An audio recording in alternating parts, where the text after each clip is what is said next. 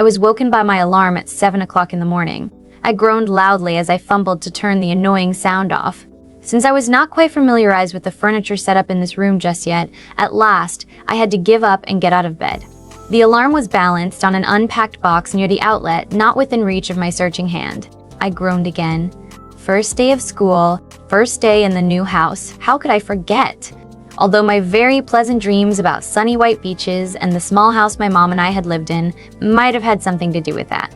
It had been 3 years now since I had had to move in with my father, the man I'd never seen before until then.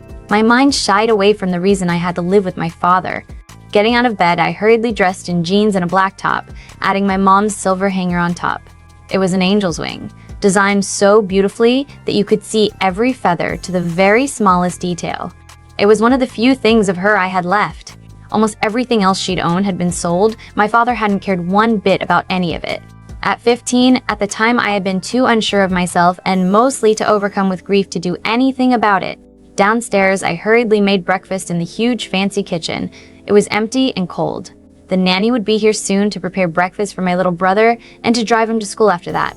After all, one couldn't expect my flashing new young stepmom to take care of him. She had way better things to do, like doing her nails, shopping, and most importantly, screwing around. I didn't get how their relationship worked. My dad was a workaholic and almost never around, but I was sure he knew his new wife was anything but faithful to him. I mean, how could he not miss it? Sometimes the guy was barely out the door when he came home.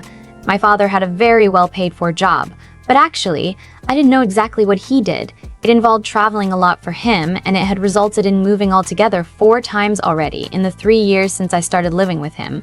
That was very hard on my little brother. He was really shy for an 8-year-old boy. It seemed like every time he'd finally managed to make friends, we had to move.